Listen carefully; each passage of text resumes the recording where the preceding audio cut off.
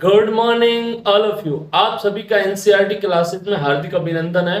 कुछ समय से साइंस की वीडियो 10th क्लास की अपलोड नहीं हो रही थी। उसके पीछे एक रीजन था कि मेरी थोड़ी सी तबीयत खराब चल रही थी, तो पिछले 2 दिन से आपको कोई वीडियो अपलोड नहीं हुई।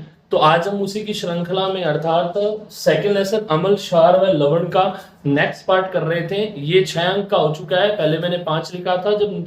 जब माध्यमिक शिक्षा बोर्ड ने अपना न्यू सिलेबस जारी किया, उसके अंदर इसके अंक चेंज कर दिए गए। अब ये 6 नंबर का हो गया। तो हमने जैसे कि लास्ट टॉपिक किया था तनुकरण, तो मैं आपको तनुकरण ही समझा रहा हूं शुरुआत से। तनुकरण पे एक छोटा सा टॉपिक है, वही समझा देता हूं। तनुकरण क्या है, देखो। तनुकरण सीधा सा है, अम्ल व क्षार में, अम्ल व क्षारक या क्षार में जल मिलाने पर, जल मिलाने पर, मैंने क्या लिखा, अम्ल व क्षार पर। वहां दिख नहीं रहा होगा आपको, मिलाने तक तो दिख रहा है ना स्टूडेंट्स, ठीक है। मैंने क्या लिखा, अम्ल व क्षारक में जल मिलाने पर, अम्ल व क्षारक में जल मिलाने पर प्रति इकाई आयतन में उपस्थित, क्या उपस्थित H+ या OH- आयनों की संख्या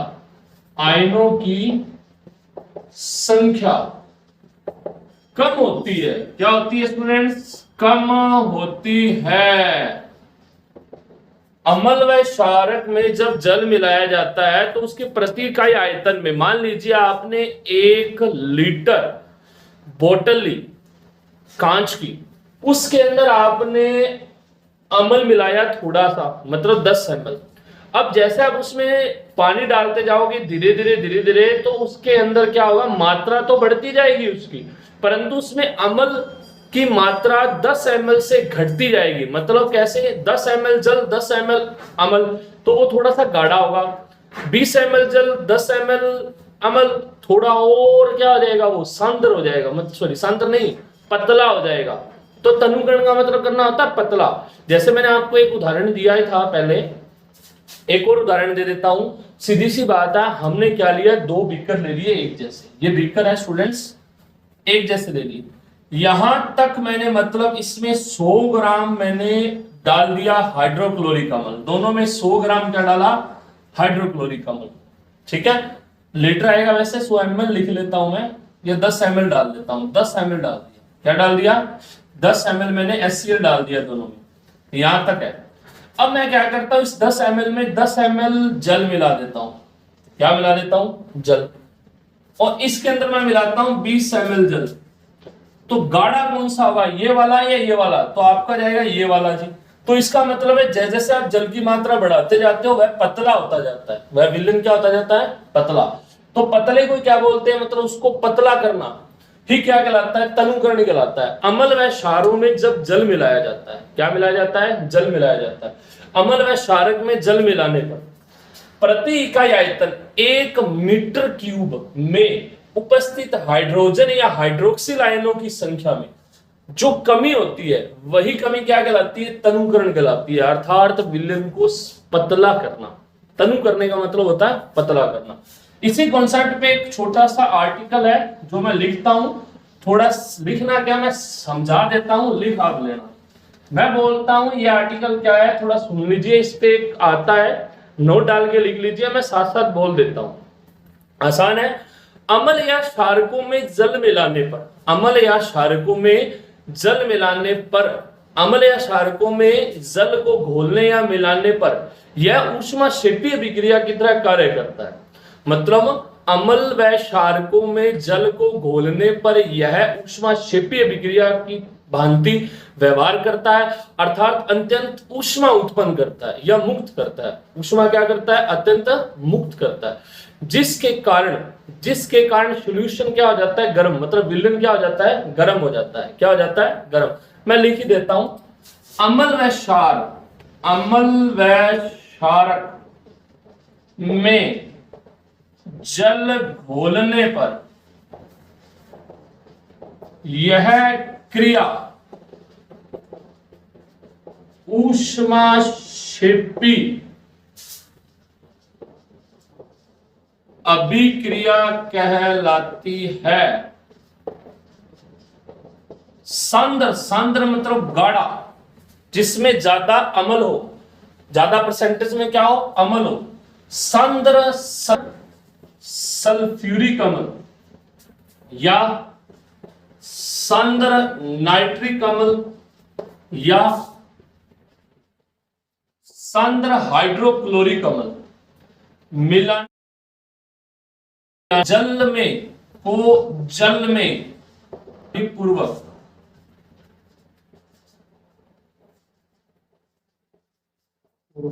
या सावधानी से, मतलब सावधानी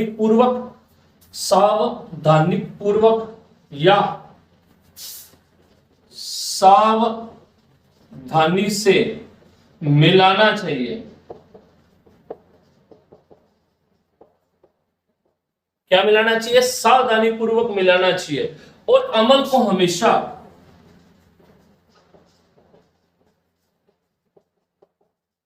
जल में धीरे धीरे, क्या धीरे धीरे वह जल को हिलाते हुए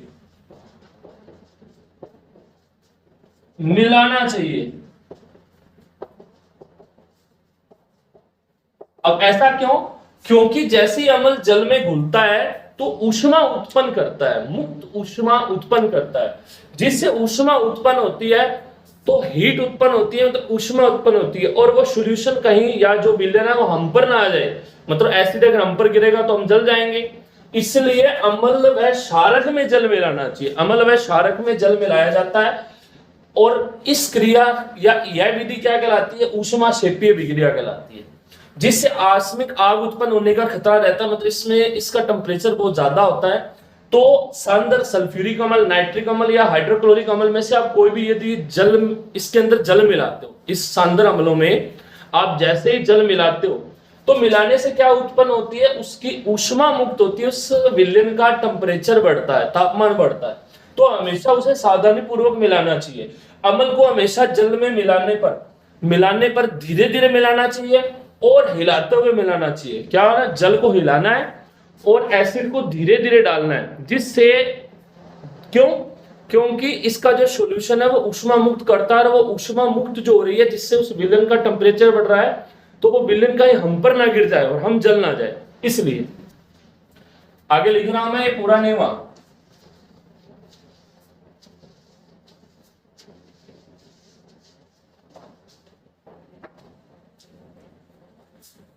अम्ल में जल मिला दिया, पर जल में सांद्र अम्लों को या अम्ल को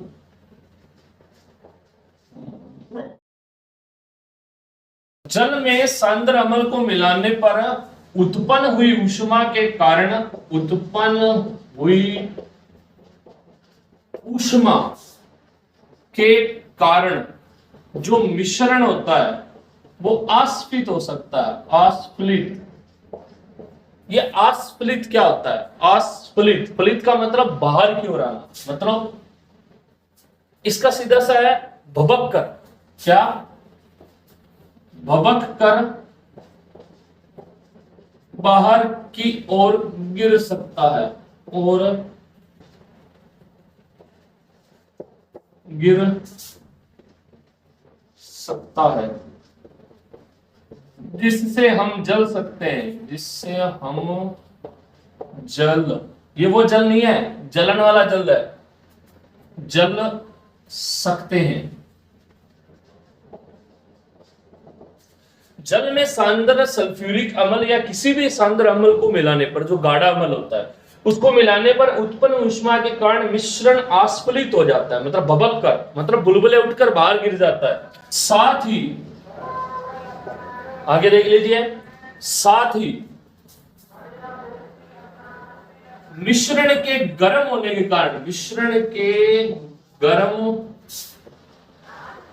होने के कारण जल में सांद्र अम्ल को मिलाने पर उत्पन्न हुई ऊष्मा के कारण मिश्रण आस्फलित या भबक कर बाहर की ओर गिर सकता है, जिससे हम जल सकते हैं। साथ ही मिश्रण के गर्म होने के कारण साथ ही मिश्रण के गर्म होने के कारण कांच का यंत्र या ट्यूब जिससे हम इसको डालते हैं वो नष्ट हो जाता है। क्या हो जाता है? नष्ट हो सकती है या टूट सकती है। नष्ट हो सकती है या टूट सकती है। ठीक है, क्लियर है? मैं इसको पूरा समझाता हूं। सुन, मैंने क्या बोला? तनुकरण क्या होता है? तनुकरण का मतलब पतला करना, किसी गाढ़े विलयन को पतला करना है, मतलब पानी डालना। अम्ल या क्षारक में जल मिलाने पर, अम्ल या क्षारक या क्षार में जल मिलाने पर प्रति इकाई आयतन में H+ या OH- आयनों की संख्या में कमी होती है। वही कमी क्या कहलाती है? तनुकरण कहलाती है। फिर मैंने कहा अम्ल या क्षारक में जब जल मिलाया जाता है तो यह अभिक्रिया ऊष्माक्षेपी कहलाती है, अर्थात यह ऊष्मा उत्पन्न करती है। अब ऊष्मा उत्पन्न करती है तो सांद्र सल्फ्यूरिक, नाइट्रिक या सांद्र हाइड्रोक्लोरिक अम्ल को जल में जब मिलाया जाता है तो सावधानी पूर्वक मिलाया जाना चाहिए। क्यों? कैसे? तो जल को धीरे धीरे, मतलब सॉरी, अम्ल को धीरे धीरे जल में मिलाना चाहिए तथा जल को हिलाते हुए मिलाना चाहिए। क्यों? जिसके कारण क्या हो सकता है कि आप जब सांद्र अम्ल में जल डालते हो, सांद्र अम्ल में जल डालते हो तो उसमें ऊष्मा मुक्त होती है। तो वह जो विलयन है, जो विलयन जो बना है, जो मिश्रण बना है, वो आस्फलित होकर के मतलब वो भभक करके बाहर गिर सकता है और आप जल सकते हो। जिससे सुरक्षा के लिए हमें क्या करना चाहिए? उससे दूर रहकर डालना चाहिए। ठीक है, और साथ ही साथ मिश्रण के गर्म होने के कारण जो कांच का यंत्र या ट्यूब से जिससे डालोगे ना, वो भी नष्ट हो सकती है या टूट सकती है।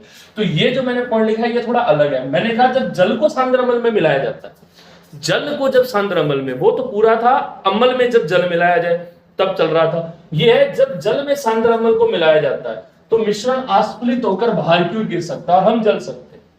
ये उल्टा है भाई, ये जो पॉइंट है वो उसमें भी आएगा, पहले वाले में यहां जल नहीं आएगा, पहले वाले में आएगा सांद्र अम्ल में जल को मिलाने पर उत्पन्न हुई ऊष्मा के कारण आस्फलित या वो भभक कर मिश्रण जो है वो के कारण मिश्रण आस्फलित या भभक कर बाहर की ओर गिर सकता है, जिससे हम जल सकते हैं। साथ ही मिश्रण के गर्म होने के कारण कांच का यंत्र या ट्यूब नष्ट हो सकती है या टूट सकती है। ये वहां लिखना था। मैंने फिर ये आगे एक कॉन्सेप्ट बताया कि जब जल में सांद्र अम्ल मिला दिया जाए, मतलब सांद्र अम्ल में जल मिलाते हैं तब तो ठीक है, परंतु जब जल में सांद्र अम्ल को मिलाते हैं तब भी यही क्रिया होती है और ये थोड़ी सी अधिक मात्रा में होगी, इसमें ज्यादा खतरा रहता है नष्ट होने का। इसलिए हमेशा याद रखना, एसिड या बेस के अंदर जल मिलाया जाता है, जल में एसिड या बेस नहीं मिला सकते। अगर पेपर में प्रश्न आ जाए अम्ल को जल में घोलने पर क्या हानियां हो सकती है, तो आप ये लिख सकते हो कि जल में सांद्र अम्ल को मिलाने पर उत्पन्न ऊष्मा के कारण मिश्रण आस्फलित या भभक कर बाहर आ जाता है, जिससे हम जल सकते हैं, मतलब हमारा फेस या हमारे कोई भी पार्ट खराब हो सकता है। साथ ही मिश्रण के गर्म होने के कारण या तापमान के बढ़ने के कारण जो हम कांच का यंत्र या उपकरण या जो ट्यूब लेते हैं वो भी नष्ट हो सकती है या टूट सकती है। तो आपको ये समझ में आएगा, आई होप। अब आगे चलते हैं। तो विद्यार्थियों, नेक्स्ट टॉपिक है पीएच। सबसे पहले ये लिखा कैसे जाता है? देखो, कॉपी में आपको ऐसे दो लाइनें मिलती है, पी नीचे आएगा, दोनों बड़े होंगे और एच ऐसे, पीएच ऐसे लिखा जाता है। याद रखना, कई बच्चों को लिखना नहीं आता तो मैंने लिखना बता दिया आपको, पीएच ऐसे लिखा जाता है। पहले सुने पीएच क्या है, फिर पढ़ेंगे पीएच स्केल क्या है। पीएच का पहले फॉर्मूला देखिए, log 10 के बेस पे H+, ये ज्यादातर यूज होता है, या -log, यहां तो आपको दिखेगा ही नहीं सच, और -log 10 के बेस पर हाइड्रोनियम आयन H3O+। मैंने क्या बोला? चलता पेपर में ये है, ये बहुत कम आता है तो मैं इसको इरेज कर देता हूं, पर लिखना चाहो तो लिख लेना। अब देखिए ये क्या होता है, ये होता है ऋणात्मक, ये होता है लघुगणक या लोगरिथम। ये एक मैथ की ब्रांच थी जो पहले आया करती थी, आज के समय में नहीं आती, पर आप साइंस की कॉपी या रजिस्टर के पीछे दो सारणियां बनी हुई देखते हैं, जिसमें नंबर लिखे थे 1 2 3 4 5 बहुत सारे, उसमें लिखा होता है लघुगणक सारणी, और ये हाइड्रोजन आयन। तो पीएच स्केल की परिभाषा है, सीधी सी है कि हाइड्रोजन आयन सांद्रता के, लिख लेना साथ साथ, हाइड्रोजन आयन सांद्रता के ऋणात्मक लघुरिथम या लोगरिथम या लघुगणक हाइड्रोजन आयन सांद्रता के ऋणात्मक लोगरिथम या लघुगणक को पीएच कहते हैं। थोड़ा समझ लें, हाइड्रोजन आयन सांद्रता के ऋणात्मक लोगरिथम या लघुगणक को पीएच कहते हैं।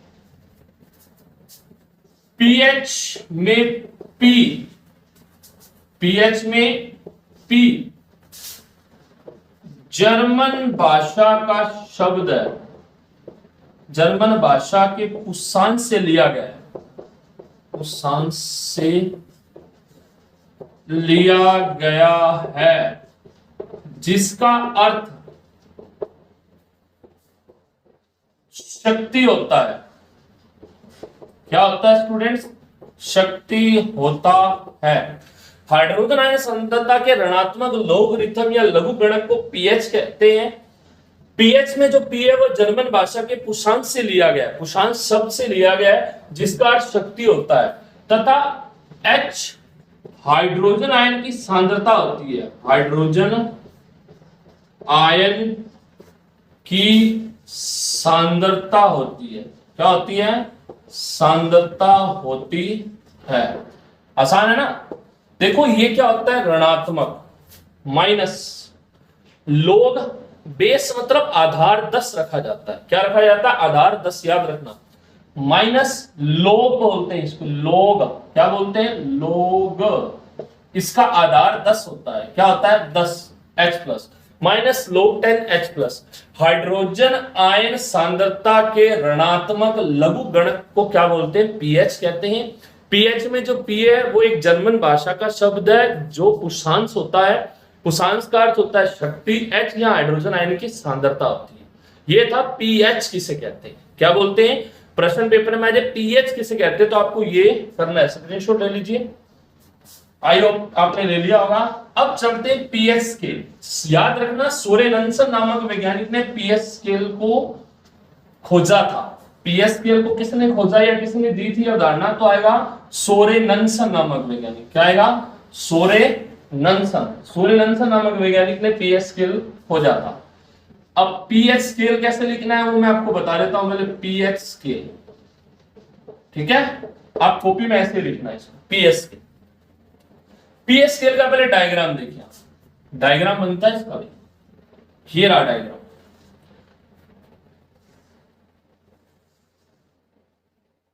ठीक है, यहां H प्लस होगा, यहां OH माइनस लिखा होगा, यहां 0 होगा, यहां 7 होगा और यहां 14। बढ़ती हुई अम्लीय प्रकृति, बढ़ती हुई अम्लीय प्रकृति, बढ़ती हुई क्षारीय प्रकृति। H प्लस आयनों की सांद्रता मतलब संख्या से है यहां में वृद्धि, और यहां OH माइनस आयनों की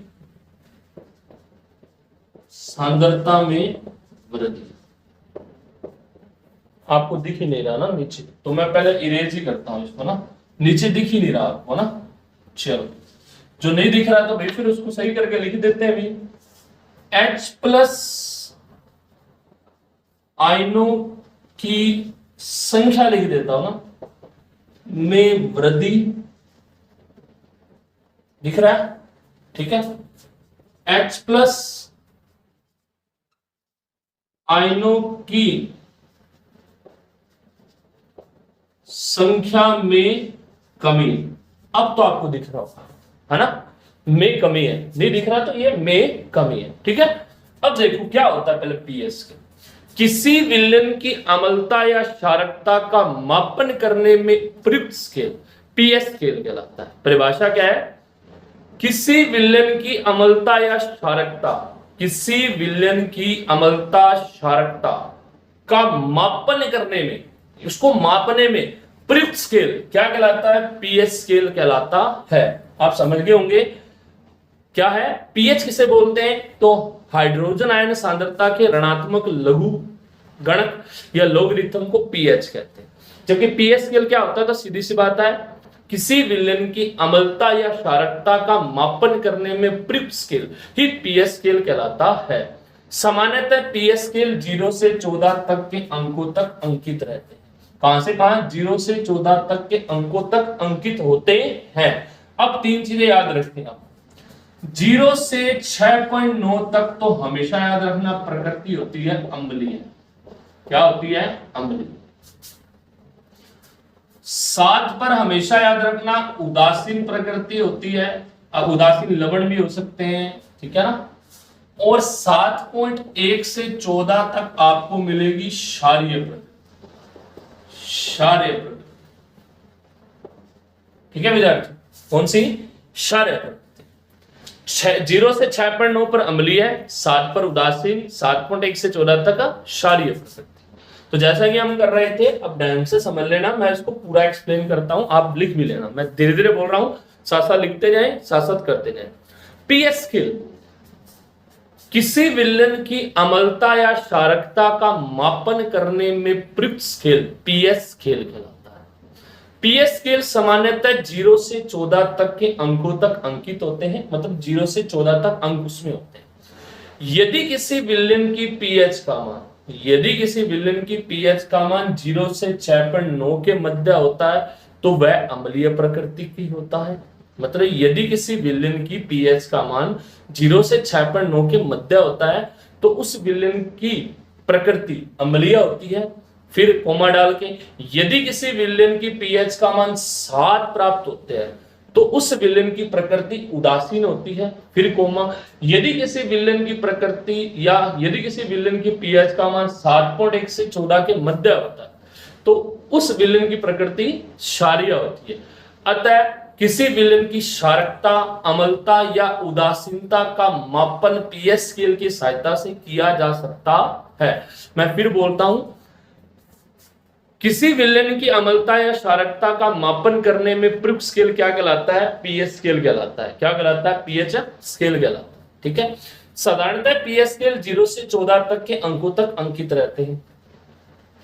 यदि किसी विलयन की, इसमें आगे लिख सकते हैं, यदि किसी विलयन की पीएच का मान 0 से 6.9 के मध्य होता है तो उसकी प्रकृति अम्लीय होती है। फिर कोमा, यदि किसी विलयन की पीएच का मान 7 होता है तो उस विलयन की प्रकृति उदासीन होती है। फिर कोमा डाल के, यदि किसी विलयन की प्रकृति यदि किसी विलयन की पीएच का मान 7.1 से 14 के मध्य होता है तो उसकी प्रकृति क्षारीय होती है। तो इस प्रकार पीएच स्केल की सहायता से अम्लता, क्षारकता या उदासीनता की पहचान की जा सकती है या उसका मापन किया जा सकता है। यही पीएच स्केल होता है। अब कॉन्सेप्ट समझे। देखो मैंने क्या बोला, 0 से 6.9 तक अम्लीय है, 7.1 से 14 तक क्षारीय है। अब मैं बोलता हूं, यदि, अब देखो नीचे क्या लिखा, हाइड्रोजन आयन की सांद्रता में वृद्धि। याद रखना एक चीज, देखो पीएच व्युत्क्रमानुपाती 1/H+, इसको दिमाग में बिठा लीजिए, ये इंपॉर्टेंट चीज है, ये मेरे द्वारा बनाया हुआ बुक्स में कहीं नहीं मिलेगा। पीएच समानुपाती 1/H+, इसका मतलब यह है कि जब किसी भी विलयन में यदि उसकी पीएच का मान बढ़ता है तो उसके H+ का मान घट जाएगा। मतलब कैसे? मान लीजिए किसी विलयन की पीएच का मान 6 है तो उसमें H+ आयनों की संख्या क्या होगी? कम होगी। क्या होगी? कम। क्या हो जाएगी? कम। यदि उसकी पीएच का मान 0 है तो H+ अत्यधिक होंगे। थोड़ा समझे, पीएच व्युत्क्रमानुपाती 1/H+, यदि मैं पीएच का मान बढ़ाता जाऊंगा तो H+ का मान घटता जाएगा, यदि मैं पीएच को घटाता जाऊंगा H+ का मान बढ़ता जाएगा। तो एक बार एक ध्यान दे लेना, 0 जिसकी पीएच का मान होगा वह प्रबल अम्ल होगा। याद रखना, 0 से 1 बोल सकते हैं, से 1 के मध्य, 0 से 1 या जिसकी 0 पीएच का मान है वह प्रबल अम्ल है। क्यों? मैंने जैसे आपको बोला कि जितनी पीएच बढ़ेगी उतनी H प्लस घटती जाएगी, जितनी पीएच का मान कम होगा उतने H प्लस अत्यधिक होंगे।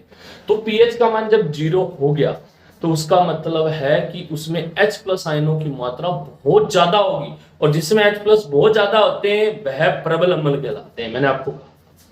तो फिर जिसकी 6.9 हो तो वो जी होगा दुर्बल अम्ल। क्या होगा जी? दुर्बल अम्ल। और जिसकी 7 हो पीएच का मान वो उदासीन प्रकृति का। फिर जी 14 हो फिर, और 7.1 हो फिर, तो देखो जी मैंने बोला जैसे ऐसे है, तो OH माइनस में भी यही सेम है। देखो कैसे, 14 वाला एक प्रबल क्षार होगा। क्या होगा? प्रबल क्षार। वहां दिख रहा है क्या? हाँ। और ये क्या होगा? एक दुर्बल क्षार। क्यों? क्योंकि 0 से ये स्टार्ट होता है और 6.9 पर समाप्त हो जाता है। इसका मतलब है ये यूं चल रहे हैं, ये यूं चलता है और ये यूं चलता है। यूं का मतलब 6.9 से जैसे आप पीछे आते जाओगे 6.8, 7, 5, 4, 3, 2, 1, 0, तो अम्लीय प्रकृति बढ़ती जाएगी। परंतु जैसे आप 7 से आगे जाओगे 7, 8, 9, 10, 11, 12, 13, 14, तो वैसे वैसे क्षारीय प्रकृति बढ़ती जाएगी। अब मैं इसको एक लाइन में समझा देता हूं, इतना काम जब क्यों किया, ऊपर से जाने लग गया ये चीज क्या थी। सीधी सी बात है, मैंने आपको 3 अंक लिखवा दिए, 0, 7, 14। मैंने बोला इसके बीच में अम्लीय प्रकृति, इसके बीच में क्षारीय, और ये तो है ही उदासीन। मैं आपको ये बताना चाह रहा हूं, जैसे आप 7 से 6, 5, 4, 3, 2, 1, 0 जाओगे, वैसे वैसे अम्लता बढ़ती जाएगी। जैसे 7 से आगे जाओगे 8, 9, 10, 11, 12, 13 और 14, क्षारीयता बढ़ती जाएगी। कहानी समझ में आई? 6 वाला दुर्बल होगा क्योंकि बढ़ना स्टार्ट हो रही है, बढ़ना स्टार्ट हो रही है, बढ़ी नहीं है। और ये प्रबल होगा। 8 पे दुर्बल होगा क्योंकि अभी क्षारीय प्रकृति बढ़ना प्रारंभ हुई है और यहां पर बढ़ चुकी है। बस इसी को याद रखना, सीधी सी बात है। शॉर्ट ट्रिक, जिसमें H प्लस, जिसकी पीएच का मान ज्यादा उसमें H प्लस उतने कम, जिसमें H प्लस ज्यादा उसकी पीएच का मान कम। बस इतनी सी चीज थी। ये था पीएच स्केल। डायग्राम आपको बनाना आना चाहिए, कॉन्सेप्ट मैंने आपको समझा दिया, एक छोटा सा पॉइंट भी समझा दिया। अब बात करते हैं नेक्स्ट पॉइंट की, पीएच स्केल का दैनिक जीवन में उपयोग। पीएच का दैनिक जीवन में उपयोग।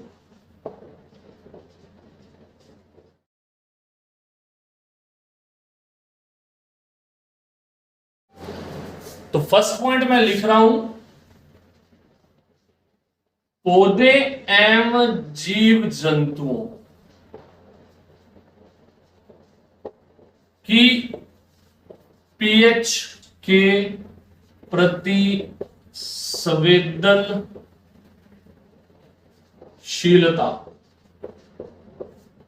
संवेदनशीलता, ठीक है विद्यार्थियों, ये पहला पॉइंट, पौधे व जीव जंतुओं के प्रति संवेदनशीलता।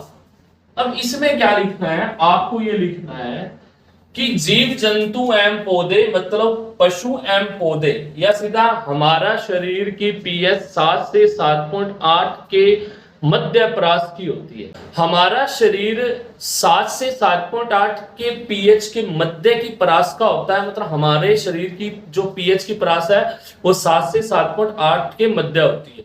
अत्यधिक अम्लता या क्षारकता का जीवों के शरीर पर कुप्रभाव पड़ता है या प्रतिकूल प्रभाव पड़ता है। उदाहरण के लिए अम्लीय वर्षा, कौन सी? इसी पॉइंट के अंदर आता है अम्लीय वर्षा, सबसे इंपॉर्टेंट है, ध्यान रखना भी। अम्लीय वर्षा पीएच का मान 5.6 से कम, जिस वर्षा के जल की पीएच का मान 5.6 से कम होता है वह वर्षा अम्लीय वर्षा होती है। मैंने आपको बोला था जिसकी पीएच का मान जितना कम उसमें H प्लस के मान उतने ही ज्यादा।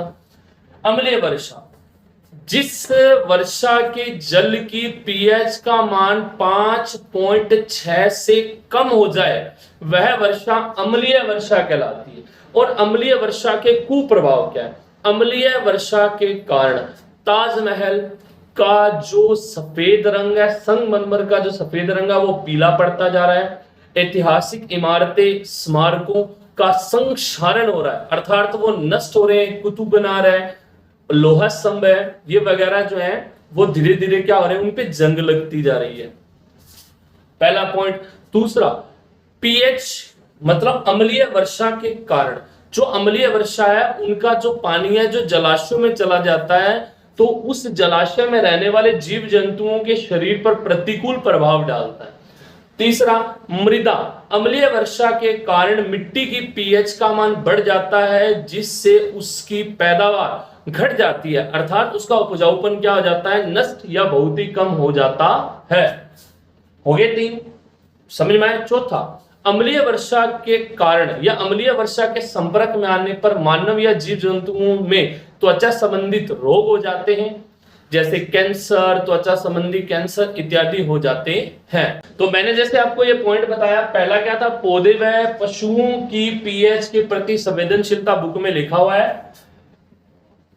तो लिखना कैसे है, हमारा शरीर 7 से 7.8 पीएच के प्रास के मध्य कार्य करता है, या हमारे शरीर की पीएच 7 से 7.8 के प्रास के मध्य होती है। अत्यधिक अम्लता या क्षारकता जीवधारियों के शरीर पर प्रतिकूल प्रभाव डाल सकती है। उदाहरण, अम्लीय वर्षा, जिस वर्षा के जल की पीएच का मान 5.6 से कम होता है वह वर्षा अम्लीय वर्षा कहलाती है। इसके कुप्रभाव क्या है, तो ताजमहल, जो आगरा में स्थित ताजमहल है उसका जो सफेद रंग है वो धीरे धीरे पीला पड़ता जा रहा है। ऐतिहासिक इमारतें, भवन इत्यादि का संक्षारण हो रहा है। जीवधारियों अर्थात अम्लीय वर्षा का जल जब जलाशयों या समुद्रों में चला जाता है तो वहां रहने वाले जीवों पर प्रतिकूल प्रभाव डालता है। मृदा में ये वर्षा के पानी का मिल जाने के कारण उसकी पीएच का मान बढ़ जाता है कि घट जाता है। पीएच का मान क्या होगा, उसकी पीएच घट जाएगी और उसकी अम्लता का मान क्या हो जाएगा, बढ़ जाएगा, जिसके कारण फसलों की पैदावार घट जाती है या फसलें नष्ट हो जाती है और जमीन क्या हो जाती है, अनउपजाऊ हो जाती है। और वर्षा जल के कारण या अम्लीय वर्षा के कारण जीवधारियों या मानव में त्वचा संबंधी रोग जैसे कैंसर या त्वचा संबंधी कैंसर हो जाता है। ये थे पॉइंट सारे के साथ। पहला पॉइंट हमने समझ लिया। दूसरा और भी आसान है, क्या है, बगीचे में क्या, बगीचे की मृदा पर पीएच का प्रतिकूल प्रभाव। बगीचे की मृदा पर पीएच का प्रतिकूल प्रभाव, जैसे कि मैंने आपको इसी पॉइंट में समझा दिया था कि जैसे ही अम्लीय वर्षा होती है तो जो मिट्टी होती है उसकी पीएच का मान घट जाता है और अम्लता बढ़ जाती है, जिसके कारण उसमें उपस्थित फसलें या आने वाली फसलें या उस मृदा की जो उपजाऊपन है वो नष्ट हो जाता है या समाप्त हो जाता था, वो बंजर हो जाती है। तो इसका उपचार क्या है, तो सीधी सी बात है, कैल्शियम हाइड्रोक्साइड का उपयोग करें। दुर्बल क्षारक लिख देता हूं, क्षारक। बगीचे की मृदा पर पीएच का प्रतिकूल प्रभाव, तो क्या लिखोगे, अम्लीय वर्षा के कारण होने वाली या अम्लीय वर्षा के कारण जब मृदा में वो अम्लीय वर्षा का जल मिल जाता है तो मृदा की पीएच का मान घट जाता है, अर्थात उसकी अम्लता का मान बढ़ जाता है, जिससे उसकी मृदा की या तो अम्लता बढ़ जाएगी या बहुत ही घट जाएगी। मतलब अम्लता बढ़ जाएगी या क्षारकता बढ़ जाएगी, या अम्लता घट जाएगी या क्षारकता घट जाएगी, दोनों में से कोई भी घटे बढ़े, जिससे क्या होता है कि फसलों पर हानिकारक प्रभाव पड़ते हैं, जमीन बंजर हो सकती है अर्थात अनउपजाऊ हो जाती है। और इसका उपचार क्या है, तो दुर्बल क्षारक कैल्शियम हाइड्रोक्साइड का उपयोग करें। तो प्रश्न आ सकता है, मृदा की अत्यधिक अम्लता या मृदा की अम्लता का उपचार करने के लिए किस प्रकार के पदार्थ का उपयोग किया जाता है, तो कैल्शियम हाइड्रोक्साइड का उपयोग किया जाता है। आपको मैंने 2 पॉइंट समझा दिए। तीसरा पॉइंट है, हमारे पाचन तंत्र में पीएच का प्रभाव या अति अम्लता या उदर में अम्लता, ये पॉइंट का नाम है।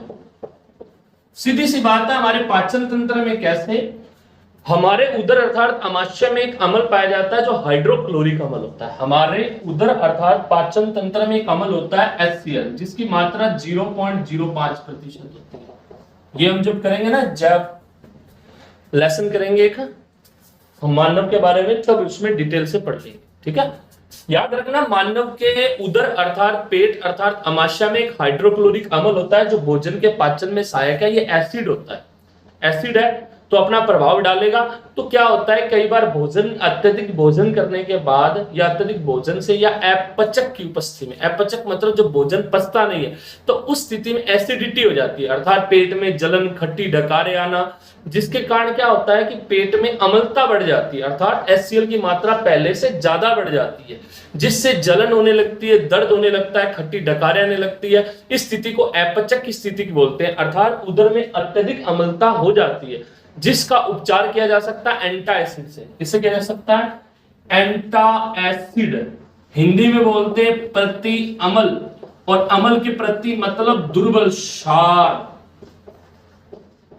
किसका उपयोग? तो मिल्क ऑफ मैग्नीशिया, MgOH की ट्वाइस, इसका नाम है मिल्क ऑफ मैग्नीशिया। प्रश्न आता है पेट की एसिडिटी या अत्यधिक अम्लता को दूर करने में किस पदार्थ का उपयोग किया जाता है? तो हिंदी में नाम आता है मिल्क ऑफ मैग्नीशिया। सूत्र होता है MgOH की होल 2, या इसको हम बोल सकते हैं मैग्नीशियम हाइड्रोक्साइड। प्रश्न छोटा सा है, आंसर सुननी चाहिए। पाचन तंत्र में पीएच का प्रभाव, तो सीधी सी बात है, हमारे उदर अर्थात स्टमक में, पेट में हाइड्रोक्लोरिक अम्ल पाया जाता है जो भोजन के पाचन में सहायक होता है। किसी अपचक की स्थिति में जब अत्यधिक हाइड्रोक्लोरिक अम्ल बनता है या अतिरिक्त मात्रा में हाइड्रोक्लोरिक अम्ल बनता है, जिसके कारण हमें खट्टी डकारें, एसिडिटी, जलन उत्पन्न होने लग जाती है, जिससे राहत पाने के लिए हम एंटाएसिड का उपयोग करते हैं अर्थात प्रति अम्ल का उपयोग करते हैं, जो मिल्क ऑफ मैग्नीशिया कहलाता है। अब ये करता क्या है, मान लीजिए आपके स्टमक में 100% HCl है, जो हमें इतना चाहिए था। ठीक है, अब क्या हुआ, आपने कुछ ऐसा उल्टा सुल्टा खा लिया जिसके कारण एसिड की मात्रा, आपने बहुत सारी चाय पी ली जिससे एसिड की मात्रा बढ़ गई, मतलब 150 हो गई %, मतलब 50% फालतू HCl है। तो इसको कम कैसे किया जा सकता है? तो एक प्रति अम्ल मिला दें, दुर्बल क्षार। जैसे आपने दुर्बल क्षार मिलाया तो ये परस्पर क्रिया करेंगे और क्रिया कर क्या बनाएंगे? उदासीन। मैंने बोला था ना, अम्ल और क्षार परस्पर अभिक्रिया कर लवण और जल बनाते हैं, यह अभिक्रिया उदासीनीकरण कहलाती है। जैसे ये देख लीजिए, HCl लिया मैंने मिल्क ऑफ मैग्नीशिया डाल दिया, तो ये सारा का सारा उदासीन नहीं करेगा, इसकी अतिरिक्त मात्रा जो मुझे नहीं चाहिए थी उसको ये क्या कर देगा? उदासीन कर देगा। क्या कर देगा? उदासीन लवण। समझ में आया? तो प्रश्न सीधा सा, पाचन तंत्र में पीएच का प्रभाव, तो आप साफ लिख सकते हैं मानव के उदर या पाचन तंत्र में एक हाइड्रोक्लोरिक अम्ल होता है जो भोजन के पाचन में सहायक होता है। जो भोजन के पाचन में क्या होता है? सहायक होता है। सीधी सी बात लिख दी आपने, इतना सहायक होता है, तथा किसी अपचक की स्थिति या अतिरिक्त खान-पान के कारण हमारे स्टमक अर्थात उदर में HCl की मात्रा अत्यधिक हो जाती है, जिससे हमें एसिडिटी, खट्टी डकारें या जलन महसूस होने लग जाती है। इस स्थिति को अति अम्लता की स्थिति कहा जाता है। इस परिस्थिति, इसको क्या बोलते हैं? अति अम्लता कहते हैं। इसके उपचार के लिए एंटाएसिड अर्थात प्रति अम्ल मिल्क ऑफ मैग्नीशिया का उपयोग किया जाता है, जो अत्यधिक या अतिरिक्त अम्ल की मात्रा को उदासीन कर देता है और हमें राहत प्राप्त हो जाती है। लो, ये प्रश्न का आंसर मैंने करवा दिया। ये पॉइंट कंप्लीट, 3 पॉइंट हम पढ़ चुके हैं। इससे एक प्रश्न आ सकता है, अपचक या एसिडिटी की स्थिति में किस प्रकार के पदार्थ का उपयोग किया जाता है? तो एंटाएसिड, प्रति अम्ल, जिसको हिंदी में बोलते हैं मिल्क ऑफ मैग्नीशिया, इसका साधारण नाम है, और रासायनिक है मैग्नीशियम हाइड्रोक्साइड। सूत्र होता है MgOH की होल 2। ठीक है, ये लो 3 पॉइंट हमने कर लिए। अब हम करने जा रहे हैं चौथा पॉइंट। कौन सा? चौथा। 3 हमने समझ लिए, चौथा देखें। पीएच परिवर्तन के कारण दंतक्षय। दंतक्षय ये क्या होता है? दंतक्षय दांतों का टूटना है, दांतों का खराब होना। हमारे मुख की पीएच का मान 5.5 से जब कम हो जाता है, जब हमारे मुख की पीएच का मान 5.5 से कम हो जाता है, तो हमारे दांतों के ऊपर स्थित दांतों के ऊपर व्हाइट रंग का या सफेद रंग का क्या होता है? सफेद रंग का इनेमल होता है। इनेमल मतलब सफेद रंग की परत चढ़ी होती है, जो होता है कैल्शियम फास्फेट का। इसका नाम है कैल्शियम फोस्फेट। हम पॉइंट कर रहे थे पीएच परिवर्तन के कारण दंतक्षय। जैसा मैं आपको बता रहा था, मुंह की पीएच का मान जब 5.5 से कम हो जाता है, तो हमारे दांतों के ऊपर जो सफेद रंग की परत होती है अर्थात इनेमल होता है, जो कैल्शियम फोस्फेट का बना होता है, उसका क्षय होने लग जाता है। ये तभी होता है जब हमारे मुख की पीएच का मान 5.5 से कम होता है। वैसे हमारी लार की पीएच का मान 6.5 होता है, याद रखना। लार में भी करवा दूंगा। रात्रि के समय भोजन करने के पश्चात मुख में उपस्थित बैक्टीरिया, जीवाणु, कीटाणु दांतों में फंसे हुए भोजन के अतिरिक्त टुकड़ों का अपघटन करने लग जाते हैं, जिससे मुख की पीएच का मान घटने लग जाता है। और जब मुख की पीएच का मान 5.5 से कम हो जाता है, तो हमारे दांतों के ऊपर सफेद रंग की जो परत होती है अर्थात इनेमल, जो कैल्शियम फोस्फेट का बना होता है, जो जल में घुलता नहीं है, परंतु उसका मुख की पीएच का मान कम होने के कारण क्षय होने लग जाता है, अर्थात वो नष्ट होने लग जाते हैं। इस स्थिति को दंतक्षय कहते हैं। इसका निवारण है क्षारीय विलयन का कुरला कीजिए। क्षारीय विलयन ले लीजिए, कोई भी उसका कुरला कर लीजिए, या टूथब्रश का उपयोग करें, मतलब टूथपेस्ट का उपयोग कर लीजिए, इसका निवारण हो जाए। 5वां पॉइंट है पौधों एवं जंतुओं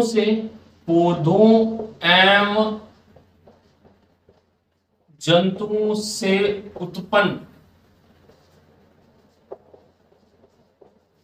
अमल से आत्मरक्षा।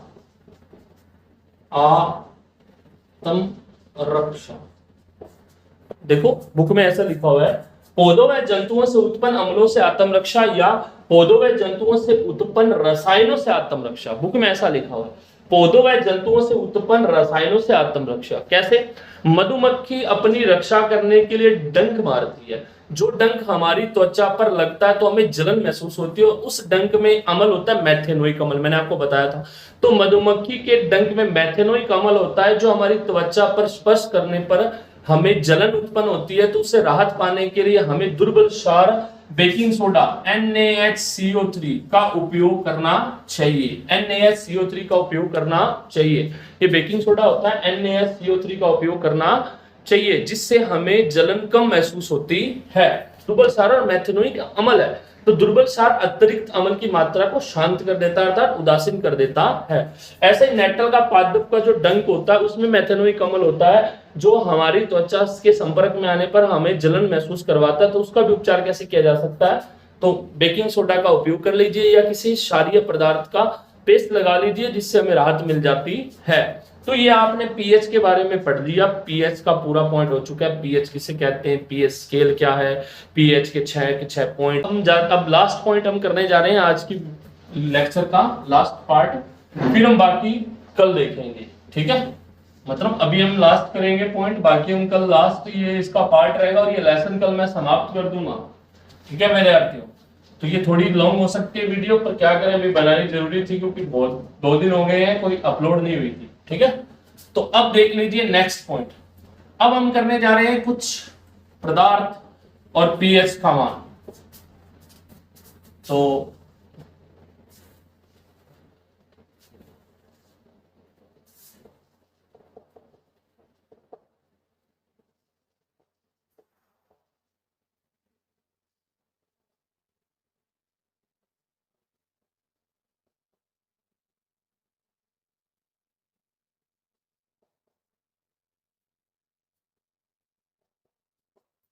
सबसे पहला 1 मोल NaOH, ये याद रखें, सोडियम हाइड्रोक्साइड के पीएच का मान क्या होता है?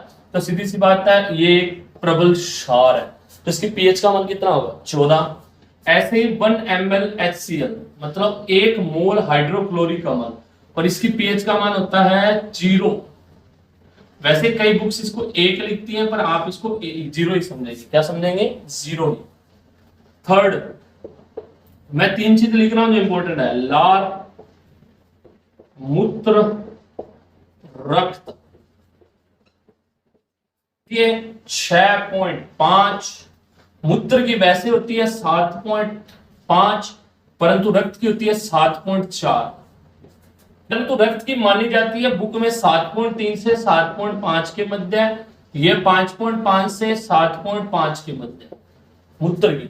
मतलब मानव के मूत्र की पीएच मानी जाती है 5.5 से 7.5 के मध्य है। रक्त की होती है 7.3 से 7.5 के मध्य है, परंतु हम बोलेंगे मूत्र की होती है 7.5, रक्त की होती है 7.4, लार की होती है 6.5।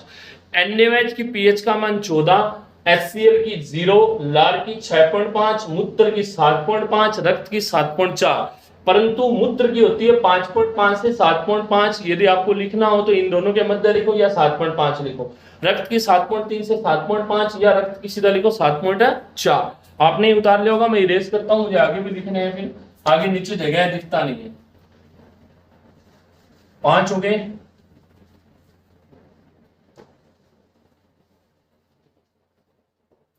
छठा देखें, टमाटर का रस,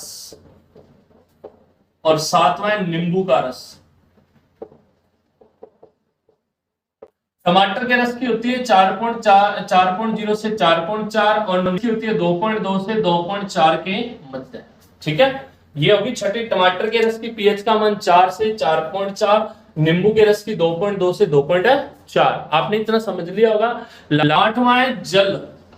सिंपल जल की पीएच का मान 7 होता है। वर्षा की जल का पीएच का मान देखो 5.6 से, हाँ जी। सप्लाई जल मतलब जो हमें घरों में मिलता है वो 7.5 से 8.5 के मध्य का होता है। बस इतनी सी, ये था, बस खत्म, इतना सा याद रखते हो। आपको शुरुआत में एक HCl है, एक NaOH है जो आपको याद रखना है। उसके बाद लार है, लार की 6.5 होती है, मूत्र की 7.5 लिखनी है, और रक्त की 7.4। बीच वाले मैंने आपको लिखवाई दी, उन दोनों में से एक लिख लीजिए। टमाटर के रस की 4 से 4.4, नींबू के रस की 2.2 से 2.4 के मध्य, जल की 7, वर्षा के जल की 5.6 से कम होगी तो कम हो जाएगी तो वह वर्षा जल क्या कहलाएगी। 5.6 से ज्यादा होगी तो वो वर्षा जल होगी, उससे कम हो जाएगी तो वो अम्लीय वर्षा कहलाएगी। सप्लाई के जल की 7.5 से 8.5 के मध्य होती है। तो इसी के साथ मैंने आपको आज समझा दिया, बहुत अच्छा हो चुका है। हमने शुरुआत में तनुकरण का छोटा सा पॉइंट वापस से समझा, तनुकरण के 1-2 टॉपिक्स पढ़ दिए, फिर हमने पीएच के बारे में बात की, पीएच स्केल के बारे में बात की, पीएच स्केल का दैनिक जीवन में उपयोग पढ़ लिया, और पीएच की सारणी पढ़ ली। कल हम करेंगे लवणों के उपयोग, लवण कितने प्रकार के होते हैं वो नहीं, लवण कैसे बनाए जा सकते हैं उनकी प्रक्रियाएं, और इस लेसन को कर देंगे कल ही समाप्त। रुक जाइए, वीडियो को लाइक करना है, शेयर करना है, चैनल पर नए हो तो सब्सक्राइब करना है, और जितने उसके फ्रेंड्स को शेयर करें। अब हम आपके लिए मैथ की क्लास भी लेके आए हैं, और जल्दी 9th की क्लास भी मैथ की लग जाएगी। धन्यवाद।